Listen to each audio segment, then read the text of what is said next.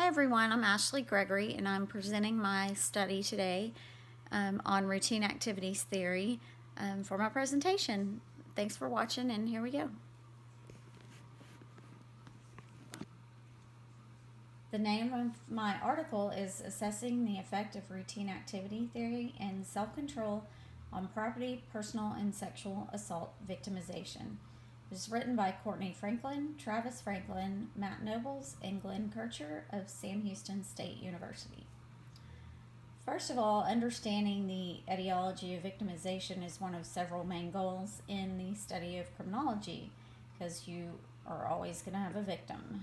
The general criminological victimization literature has developed at a relatively slow pace since the introduction of the routine activity theory and lifestyles theory in the 1970s, but lately scholars have made noteworthy contributions in the last, say, 15 years.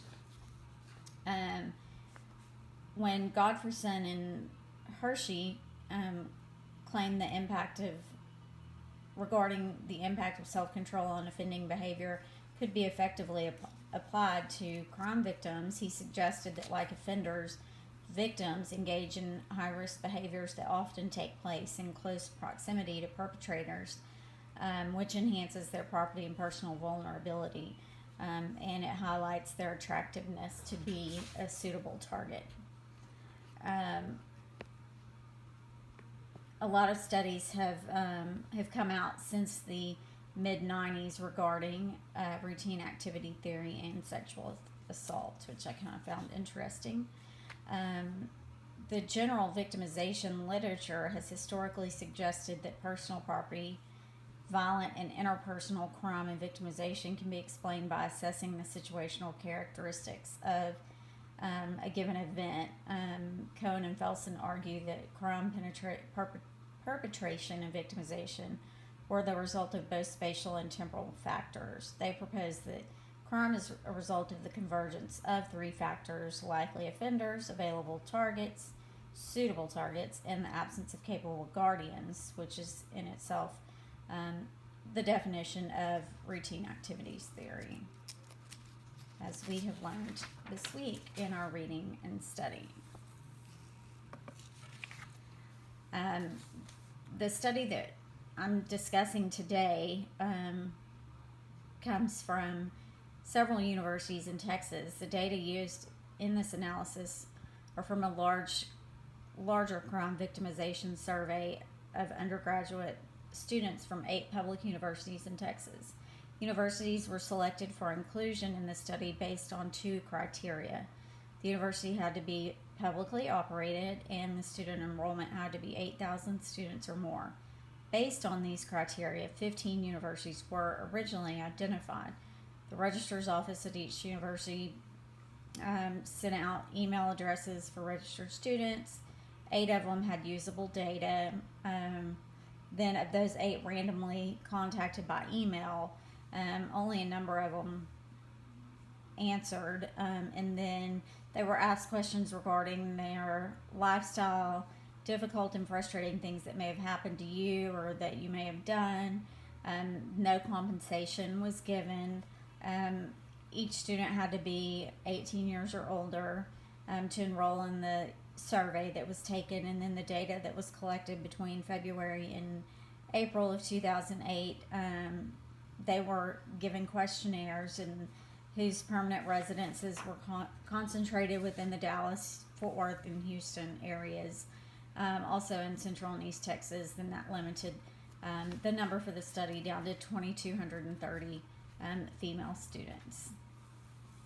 So that's where the data for the study came from.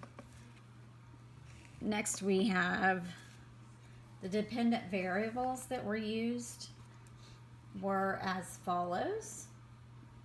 The first one is property victimization, and for that they were asked 5 different questions. The questions are as follows. Number 1, have you ever had something of yours stolen from a public place, such as a restaurant, gym, club, bar, or bowling alley?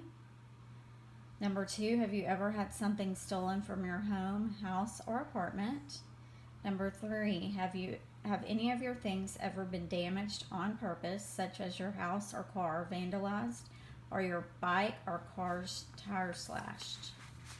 The 4th question that was asked of property victims: has your vehicle, motorcycle, or bicycle ever been stolen?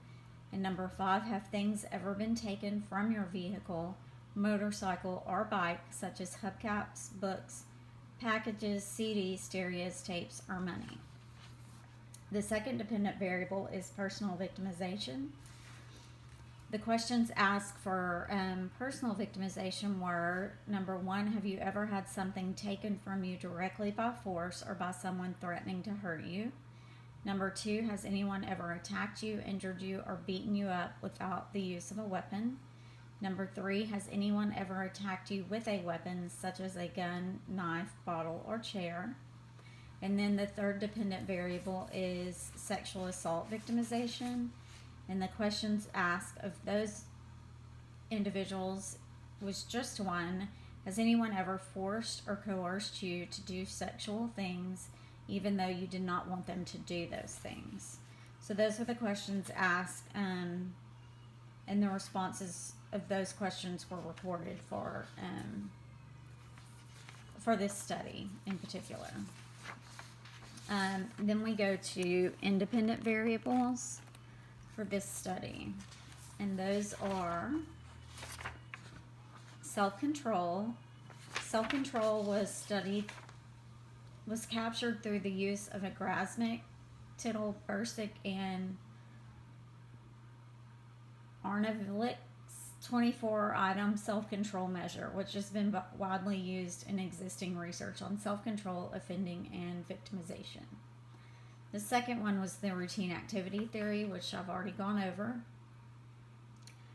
According to Cohen and Felsen, 1979, and Cohen et al. 1981, routine activity theory proposes that crime is the result not only of the spatial and temporal assemblage of likely offenders, suitable targets in the absence of capable guardians, but specifically of factors that include exposure, guardianship, proximity to potential offenders, and the attractiveness of potential targets. Exposure is the third one. It was captured in the current analysis through the use of multiple measures that assess the frequency of the respondents' time spent away from home and in public settings. The fourth one is guardianship, and to assess guardianship, respondents were asked, how many close friends do you currently have? And then the last one was target attractiveness, and that was measured through the use of one item, asking respondents to report the number of days in the last month they carried $50 or more in cash or wore jewelry that was worth more than $100 while in a public place. Next, we have demographic controls. 3 demographic measures were included as control variables to account for exogenous variance that was not explicitly modeled through the other theoretically driven covariates: race, year in college, and employment status. Race was captured as a dichotomy variable, which was coded white and non-white. And then they looked at the current college year each one was in. So freshman, sophomore, junior, and senior, and they were coded differently. And then whether they were a graduate student was also included. And then finally, respondents were asked of their employment status, whether they were unemployed or employed part-time or full-time. And that was all coded as well. And then we'll move on. The results of this study showed that both low self-control and participation in drug sale significantly correlated with increased property, personal, and sexual assault victimization. B, higher rates of partying, shopping, frequency, and off-campus housing significantly correlated with property victimization. Off-campus housing was correlated with increased personal victimization. And D, the higher the number of days spent on campus and the increased frequency of partying significantly increased the chances of being a sexual assault victim. Which I wasn't really surprised with any of those results. And to round this out with the routine activities theory, which is what we've been studying this week. The basis for this study was done on the idea that victimization of property, whether it be personal, actual property, or by sexual assault, is committed by the routine activities theory. The routine activities theory states that in order for a crime to take place, there must be a motivated offender and a suitable target with the absence of a capable guardian altogether. Without one of these components, a crime under this theory can't occur. The researchers were looking at female college students' routine activities to see if they were more or less likely to be victimized through said routines, which is exactly what we have been discussing with routine activity theories this week. We've been looking at crime rates, how crime rates can raise without additional motivated offenders in the area. When you're looking at a college, you may have more in school, you may have more suitable targets available at certain times of the day. So you don't necessarily need more motivated offenders if you have more suitable targets with less, without capable guardians. Then the number of motivated offenders you have doesn't need to increase for the crime rate to increase, which is what we've been looking at this week. So the routine activities theory used in this study directly correlates with what we're learning about this week regarding routine activities theory. And the current study builds on the relative positive empirical research using self-control and routine activity theory. It helps to explain violence against women, especially on college campuses, because they're more likely to be walking alone across campus, or to their dorm and back, or to their cars and back, or possibly to apartments or housing off campus as well. Continued study of the etiology of general victimization and violence against women in particular is imperative for criminology as a discipline. The recent expansion of ideas related to individual antecedents of victimization has proven particularly fruitful, because if we can know the why, then maybe we can stop the how. But results from this study demonstrate the need for the integration of situational characteristics and concepts drawn from feminist scholarship, such as gendered power relations, as necessary elements for fully understanding the causes and consequences of violence against women and sexual assault victimization. And this study has been instructive in considering the impact of lifestyle variables and how situational and individual constructs can strengthen the property, personal, and sexual security of women.